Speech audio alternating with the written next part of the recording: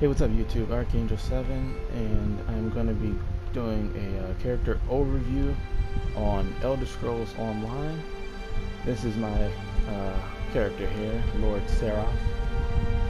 So currently he's a level 33 high elf, and he is a mage, and he also looks like Scorpion too. So I'm just going to kind of go over some of the passives I have equipped to him and some of the skills that I have, and then I'll show you how I like to use those skills. So passives, we'll start with the high elf skills. So for one, they have destruction talent, which increases experience gained with destruction staffs by 15%. So pretty much if you have a high elf, they're going to learn destruction staff skills pretty quickly. Then I have 3 of the spell charge put into them. So the magicka recovery is 9% in combat. Then Gift of Magus increases your max magicka by 7%. And then elemental talent, you increase your damage with frost, fire, and shock effects by 2%. So this is all stuff that's going to contribute to you using magicka based skills and fire and destruction staff skills. So I've put a lot of points into leveling these up. I still need 1 more here, and then 2 more on the elemental talent, and that'll complete that. Next is light armor. I am fully equipped with light armor from head to toe, and I have 4 out of 5 of the passive abilities. I do not use the active ability. You can use it. It's actually quite good considering the amount of spellcasters that are in the game, but I just don't use it for this character. I used it before, but I took it off. But the evocation passive reduces magic cost of spells by 3% per piece of light armor, so total of 20%, 21% less. Costs 21% less to cast magicka based spells. Then recovery increases magicka recovery by 4% per armor. So right now it's at 28% bonus, so magicka recovers quite fast, and along with the high elf skill, where it lets the magicka recover by 9% as well. So I have a total of about 37% magicka recovery rate. 37% added to it. Then spell wording increases your spell resistance for each piece of light armor, which is something I feel is important. With you being a spellcaster, you're off in the distance. You're keeping your space between enemies, so really the only enemies that can get to you is people with ranged weapons like a bow or other spellcasters.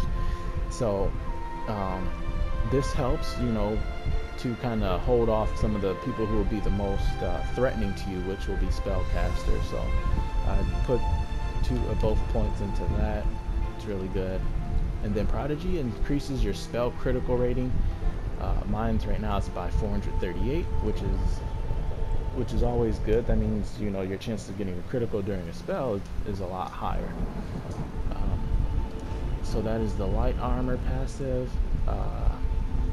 I have also in destruction staff, because I've picked up, I rebuilt my character. He went through a couple of different phases. He stayed true to the spellcaster, but he started off as a primary healer. He literally did nothing but heal and support and just zap you with the basic restoration staff attack, heavy attack. So but now I'm into the destruction staff, and I'm a little more DPS than healing now. So try to go over these real quick. I have Triforces, which is going to grant bonus effects for each element used. Fire is going to deal 8% additional damage.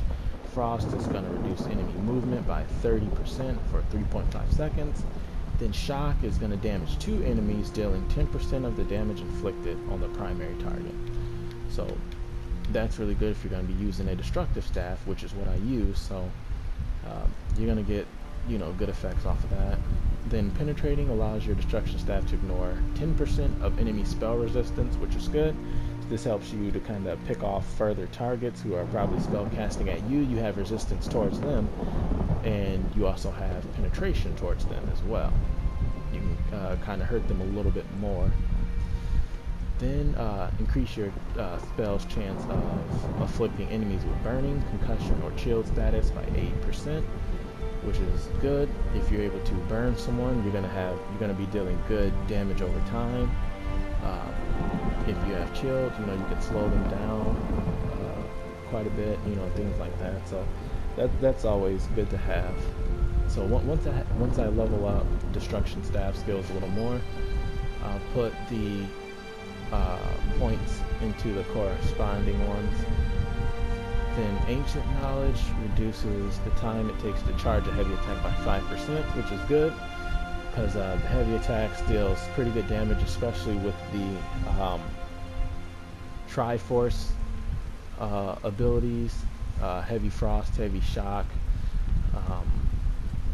Yeah, so having this on there is gonna, you know, make you attack faster with your heavy attacks, which is gonna allow you to possibly get a bonus effect off too. Then I did put some abilities into the Destructive Reach and Unstable Wall, but I'm just going over the passives right now. Then we'll do Dawn's Wrath, which Enduring Rays increases duration of Dawn's Wrath abilities by 20%, which is really good. That means your Solar Prism is going to last longer. Burning effects from Firebane, any extra effects from Dark Flare is going to last a little bit longer. Prism, activating Dawn's Wrath ability grants 3 additional ultimate. This can only be used, this can only occur once every 6 seconds, but that's really good to be able to get extra ultimates off with the character. So yeah, just really good there. Then I have Illuminate, which grants minor sorcery to nearby allies, increasing spell damage by 5% for 10 seconds, which is really good.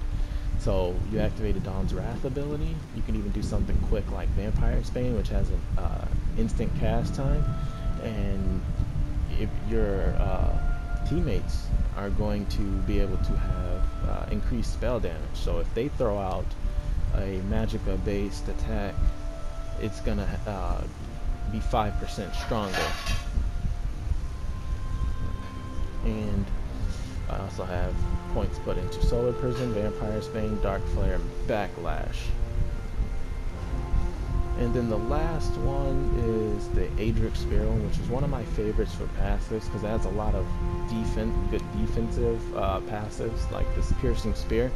Increases the damage bonus for your critical strikes by 10% and your damage against blocking by 10%. So you can block more and your critical strike goes up too. And this is while an Aedric Spear ability is slotted. So the Aedric Spear ability can be slotted, but this is going to be increasing critical strikes for, you know, everything that you dish out. Then Spear Wall increases the amount of damage you can block against melee attack, which is really good. So by 15%, so you can block more melee based attacks.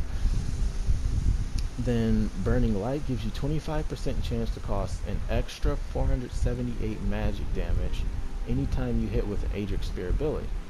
And then damage uses spell damage or weapon damage based on which is higher. So you can deal extra. So while using an Aedric Spear ability, you have 25% chance to cause extra damage. So that goes kind of hand in hand with the, you know, DPS of this character. He's able to, you know, deal a lot of damage over time and just damage in general. And I have crescent sweep, biting jabs, and binding javelin, focus charge, and spear shard. So those are the active abilities I have with him. I don't think I have any more passives as of now. Like I said, this character's went through a lot of changes. He was primarily a healer, which is why my restoration staff skills is so high. I did have a lot of these on there, but I don't use it anymore.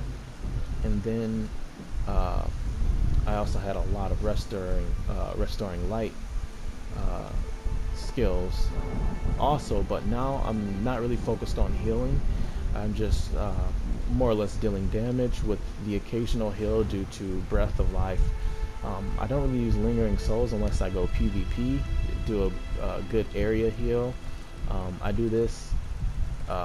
This is my basic one because its cast time is instant, and I can heal myself and 2 other allies who are with me.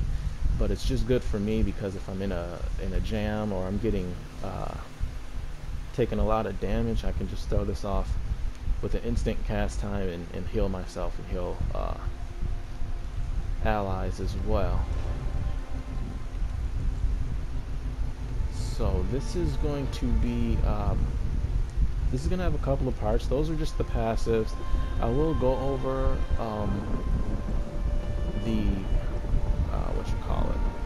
the skills I have slotted, and I'll also go over why I have those skills slotted as well. I'm going to do that in another part. I'm going to break this down into parts just so the videos aren't really long. So this first is going to be passives. The next thing I'm going to do is probably the skills. I'm going to do what skills I have slotted, and I'm going to show you how I use those skills in order to you know, deal a lot of damage to enemies and pretty much just kill off enemies very fast and effectively with being a spellcaster. So this is Lord Seraph, my high elf character. Oh, actually, really quick, let me just go here. I guess I can throw this in here too. I have 20 points put into Magicka, and then I have 12 points put into health. These are the only 2 I really care about and need. Now that I have a lot of magic, I'm starting to put things in health, so that way I can take a lot more damage. But if you can see, my Magicka is pretty high at 10,000, and my Magicka recovery is pretty good at 639. So I recover a lot of Magicka. I have a lot of Magicka as well. Spell damage is actually pretty high too, which is higher than weapon damage at 686 versus 620. Spell critical is 15%, while weapon critical is 10%. And my spell resistance is 2,994. Physical resistance is 1880. So as you see, I can survive a lot of spells, and I'm a little more susceptible to physical damage than spell damage. So yeah, but like I said, he's built. You know, he's built to be a long-range fighter, a damage character who just can spam a lot of magical attacks, a lot of Magicka-based attacks, and deal a lot of damage over time too. So yeah, so that's it for part 1, guys. I will be back with the second part to this video, so I'll go over the skill lineups that I have. So thanks for watching. I'll see you guys on part 2.